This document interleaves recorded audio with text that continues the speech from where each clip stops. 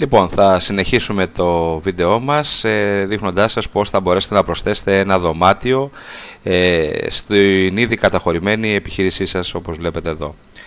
Θα πάμε εδώ στο κόκκινο εικονίδιο, θα πατήσουμε. Παρατηρήστε ότι επειδή δεν υπάρχει κάποιο δωμάτιο, το resource title είναι κενό, δεν έχει κάποιο. Θα πάμε στο πράσινο Insert New. Και εδώ μπορούμε να βάλουμε σαν τίτλο το δωμάτιό μας, ας πούμε ότι έχουμε ένα single.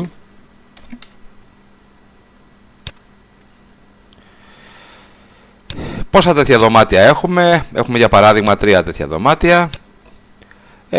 Ένα άτομο μπορεί να φιλοξενήσει, ας πούμε.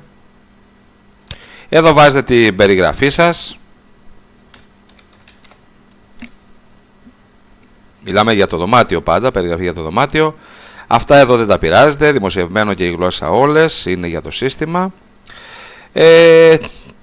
Τι facilities έχει το δωμάτιό σας, αν έχει air condition το τσεκάρουμε, αν έχει κάποιο κουζινάκι, αν έχει ένα bathroom με shower.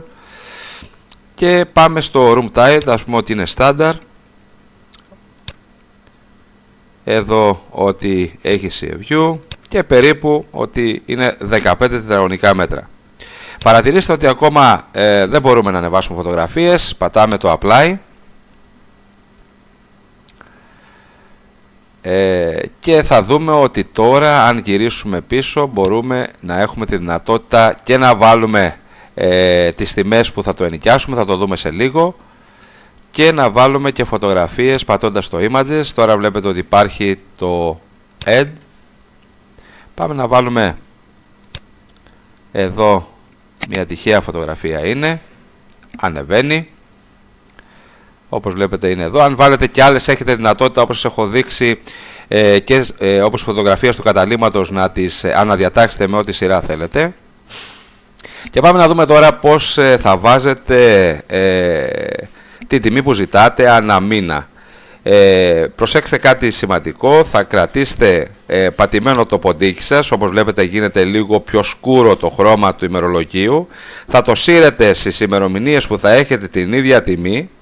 Ας πούμε για παράδειγμα εδώ εγώ έχω βάλει από τις 25 του προηγούμενου μήνα, από 25 Μαρτίου μέχρι και 22 Απριλίου. Αφήνετε το ποντίκι και βλέπετε το ημερολόγιο χάνεται και εδώ θα δώσετε μια τιμή, ας πούμε για παράδειγμα ότι ζητάμε 80 ευρώ για το δωμάτιο.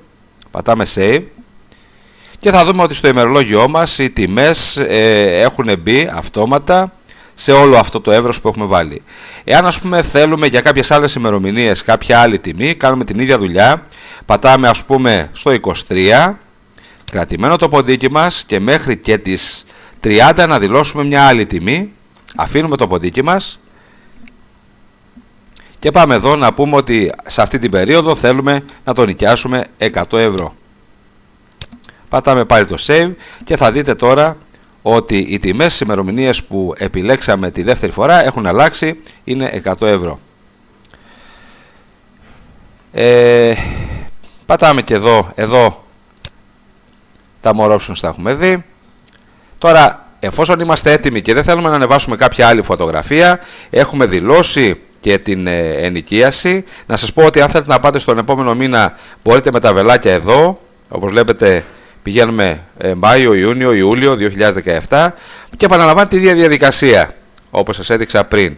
Προσέξτε ότι πηγαίνετε με το ποντίκι σας πάνω στην πρώτη ημερομηνία που αρχίζει το εύρος τιμής. Ας πούμε, σας ξαναδείχνω μια φορά από εδώ είμαστε τον Αύγουστο και θέλουμε να δηλώσουμε ότι από 1η Αυγούστου μέχρι και 31 Αυγούστου βλέπετε έχει γίνει όλο πιο σκούρο.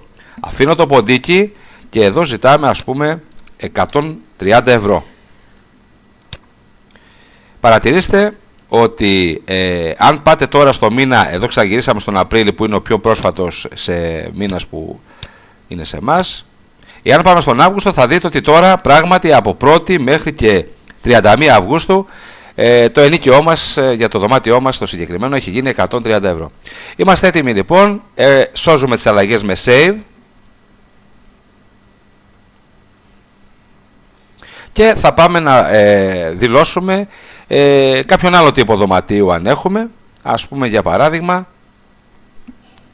ότι έχουμε ένα καινούριο, πάμε πάλι Insert New, δηλώνουμε τον τίτλο, ας πούμε ότι αυτό είναι Twin και τα λοιπά.